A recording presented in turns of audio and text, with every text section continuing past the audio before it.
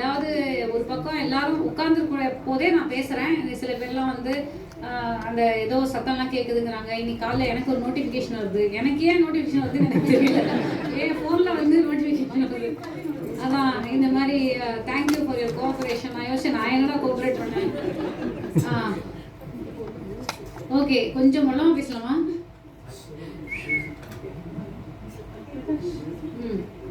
இல்ல எனக்கு உங்களுக்குலாம் கேக்குதுல்ல நான் பேசுறது? அவங்க பேசுறது எனக்கு கேக்குது. ஆமா. ஸோ ஆக்சுவலி வந்து மேம் சொன்ன மாதிரி ஒரு 6 வருடமா ஒரு அவார்ட் செரிமனியை வந்து நடத்தணும். இல்லைன்னா any festival for that matter, ஒரு ஃபிலிம் ஃபெஸ்டிவல் அப்படிங்கிறது வந்து சினிமாவை வாழ வைக்கும் ஒரு விஷயம் அப்படின்னு நினைக்கிறேன். நான் ஏற்கனவே சொன்ன மாதிரி movies are what makers. Movies வந்து ரிஃப்ளெக்ட் லைஃப் அப்படின்னு நமக்கு தெரியும். Art reflects life. But cinema வந்து எல்லாத்தையும் மீறி, அதாவது வந்து நான் ஒரு நாடக கலைஞராக இருக்கேன். ஆனால் நாடகத்தை மீறி இன்னைக்கு வந்து தோல்பாறை கூத்து, கரகாட்டம், ஒயிலாட்டம், மயிலாட்டம், அந்த மாதிரி ஒரு 200 கிராமிய கலைகள் இருக்கக்கூடிய ஒரு தமிழ்நாட்டில் இல்லை வேர்ல்டு ஓவர் வந்து நிறைய ஃபோக் ஆர்ட்ஸ்லாம் இருக்குது. எனி ஆர்ட் இன்னைக்கு வந்து பல ஆர்ட் ஃபார்ம்ஸ் வழக்கொழிந்து போய் இன்னைக்கு அதெல்லாம் மீறி வந்து மேலே ஏறுமா? ஓகே, இது ஓகேவா? மேம் நீங்களும் மேலே வருங்க. இல்லை அவர் சொல்றாரு. பல ஆர்ட் ஃபார்ம்ஸ் வந்து வழக்கொழிஞ்சு இன்னைக்கு வந்து சினிமா அப்படிங்கிறது எல்லாத்தையும் தாண்டி இருக்கு அப்படின்னா எனக்கு தெரிஞ்சு வந்து I think it was James Cameron யாரோ சொல்லியிருக்காங்க. சினிமா வந்து ஏன் அப்படி இருக்குன்னா it involves everything. Art, literature, photography, theatre, music எல்லாத்தையும் உள்ளடக்கிய ஒரு ஆர்ட் ஃபார்மாக இருக்கிறதுனால தான் சினிமாங்கிறது நம்ம எல்லாருக்கும் வந்து ஒரு கிரேஸாக இருக்குது. பிகாஸ் அதில் வந்து இப்போ பாருங்கள், அவார்டோட கேட்டகரிஸே இன்ஃபேக்ட் நாங்கள் பேசும்போது சொன்னோம் இன்னொரு 4-5 கேட்டகரி கூட நம்ம வந்து வச்சிருக்கலாம்.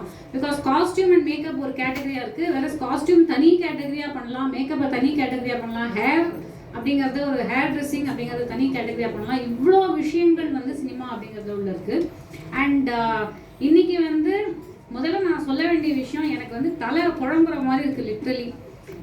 ஏன்னா முதல்லயே வந்து நிறையா நம்ம எடுக்காமல் விட்ட சில படங்கள்லாம் இருக்குது. விஐபி சாலா, அப்புறம் வந்து அதிகார நிழல், இருகோடு, இந்த படங்களுடைய எழுத்தாளர்களோ இல்லை டெக்னீஷியன்ஸ் இதில் ஒர்க் பண்ண அந்த படங்கள் வந்து ஸ்கிரிப்ட் ரைட்டர்ஸ்லாம் வந்து டெஃபினெட்லி இங்கே இருப்பாங்கன்னு நினைக்கிறேன்.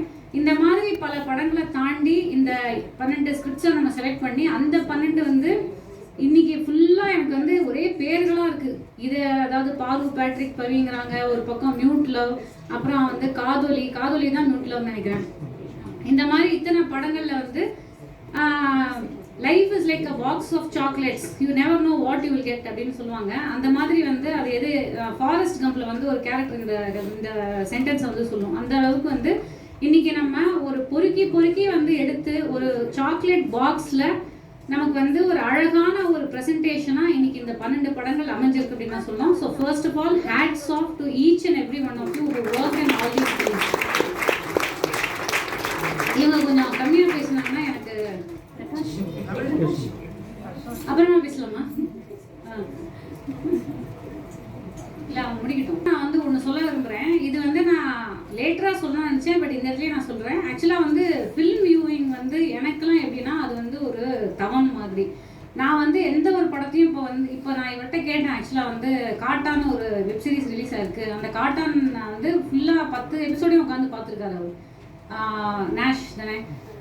நானும் அதே மாதிரி தான். ஏன்னா எனக்கு டைம் கிடைக்காம இருக்கிறதுக்கு காரணமே ஏன்னா எனக்கு ஒன்று ஆரம்பிச்சா இந்த பாதியில் என்னால் பார்க்க முடியாது. நான் தியேட்டருக்கு போனேன்னா நான் வந்து அந்த வுடி ஆலன் ஆனி ஹால் அப்படிங்கிற ஒரு படத்தில் வந்து சொல்லுவார், ஒரு படத்தை வந்து ஃபஸ்ட்டு அந்த டைட்டில் கிரெடிட்ஸ் பார்க்கலன்னா அவரால் வந்து ஃபுல்லாக அதை பார்க்க முடியாது, வெளியில் வந்துடுவார் ஆக்சுவலாக. ஸோ போய் பார்த்த படத்தையே திருப்பி வேணால் பார்ப்பாரே தவிர அந்த புது படம் பார்க்கணுன்னா he has to watch starting from the credits. எனக்கும் அதே மாதிரி தான். இங்கே வந்து அந்த டிசிப்ளினை நம்ம வந்து கொண்டு வரணும் அப்படின்னு நினைக்கிறேன். ஏன்னா ஃபில்ம் வியூவிங் வந்து whether it is film viewing ஒரு தியேட்டர் வியூவிங், தியேட்டரில் வந்து ஒரு இது இருக்குது. நமக்கு வந்து தெருக்கூத்தெல்லாம் நடக்கும்போது இங்கே அந்த கோமாளியோ யாரோ ஒருத்தர் வந்து பஃபூன் வந்து பண்ணிட்டு இருக்கும்போது கீழே உட்காந்து படுத்திருப்பாங்க, தூங்கிட்டு இருப்பாங்க. அது வந்து அதையும் மீறி அவங்க இரவு பூரா அவங்க வந்து அந்த நாடகம் அப்படிங்கிறத போடுவாங்க. நம்ம எத்தனையோ பேர் கிராமத்தில் வந்து பார்த்துருப்போம். ஆனால் ஃபில்ம் வியூவிங்க்கு வந்து இதை மிஷ்கின் சார் நிறையா சொல்லியிருக்காரு நிறைய மேடைகளில். It has a certain discipline, அதை உட்காந்து பார்க்கணும் அப்படிங்கிறது as students of film making, as students of cinema நம்ம எல்லாருமே வந்து அதை கடைபிடிக்கணும் அப்படின்னு நினைக்கிறேன். இன்னைக்கு வந்து ஒரு சில படங்கள் வந்து முடியும் போது அந்த பர்டிகுலர் குரூப் மட்டும் எழுந்து போகிறது. அப்போ என்ன ஆகுதுன்னா அடுத்த குரூப்போடைய பிகினிங் வந்து நம்ம மிஸ் பண்ணுற மாதிரி இருக்குது.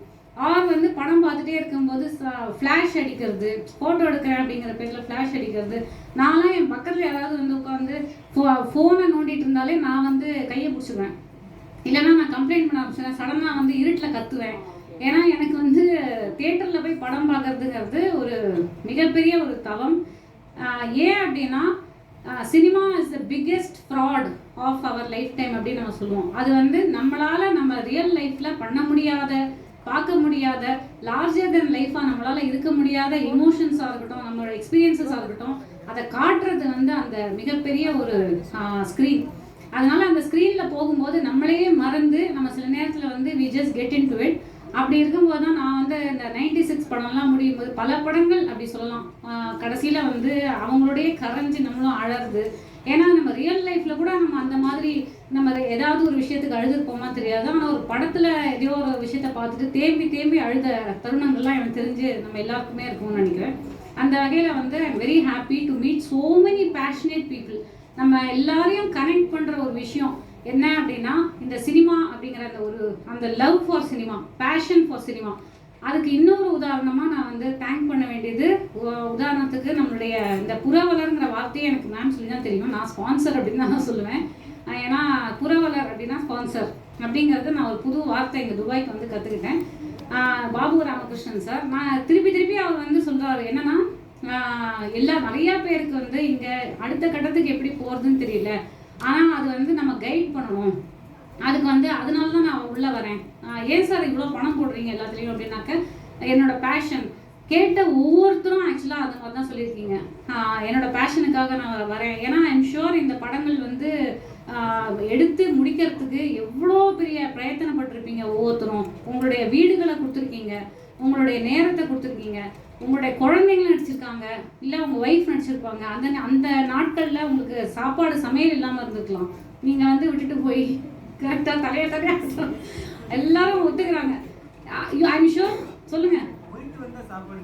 அதான் ஸோ ரிஹர்சலுக்காக ஒரு டைம் வந்திருக்கும். அண்ட் உங்களோட சொந்த பணத்தை, அதாவது நம்ம எல்லாரும் யோசிக்கிறோம் இங்கே வந்து லைஃப் ரொம்ப ஈஸி அப்படின்னா அப்படிலாம் கிடையாது.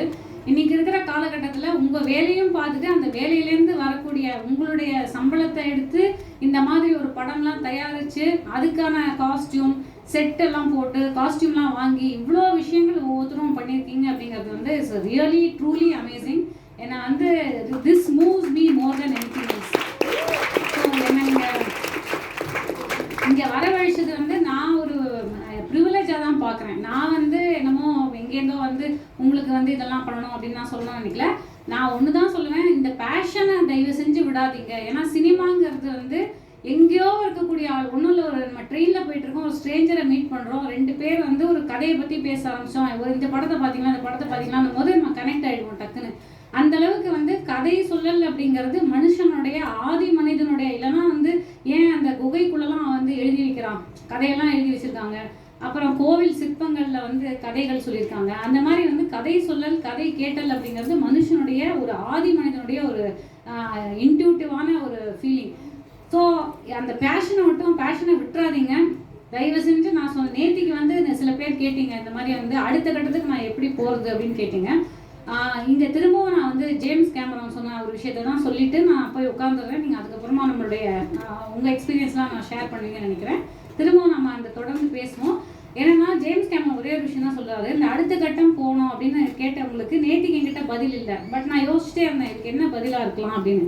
அப்போ எனக்கு வந்து இந்த கொட்டேஷன் வந்து ஞாபகத்துக்கு வந்தது. அவர் என்ன சொல்லியிருக்காருன்னா, if you want to make films take a camera and shoot something. இப்போ நீங்கள் கேட்டீங்க நான் வந்து ஒரு ஆக்டர் ஆகணும் அப்படிங்கும்போது ஷூட் சம்திங். ஒரு ஃபோனை எடுத்து ஷூட் பண்ண ஆரம்பிச்சிருங்க. த மினிட் யூ ஃபினிஷ் ஷூட்டிங் நீங்கள் ஒரு டைரக்டர் ஆகிட்டீங்க.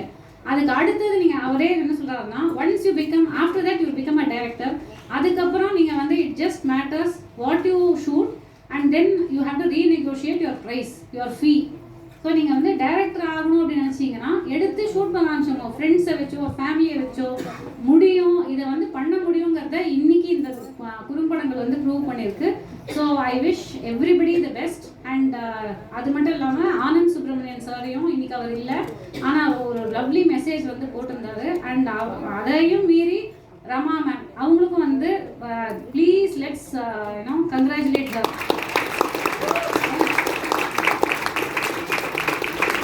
நான் வந்து யூஸ்வலாக இந்த ஆர்கனைசர்னு வரும்போது ஒரு 10 பேர் நிற்பாங்க இந்த இடத்துல, ஆனால் அங்கே ஒரு 1 woman ஆர்மியாக இதை வந்து பண்ணியிருக்காங்க அப்படிங்கிறது அமேசிங். அதுவும் இல்லாமல் நீங்கள் கூட எனக்கு எல்லாரும் நான் உள்ளே வரும்போது கைத்தற சொல்லிடுறேன். So over to everybody. I think எல்லாரும் ரொம்ப ஆவலாக காத்துட்ருக்குற அவார்ட் செரிமனிக்கும் போயிடலாம். Plus I think the directors also are going to speak, the writers or whoever technicians are going to speak. உங்களோட எக்ஸ்பீரியன்ஸை ஷேர் பண்ணுங்கள். We would love to hear from you. Thank you.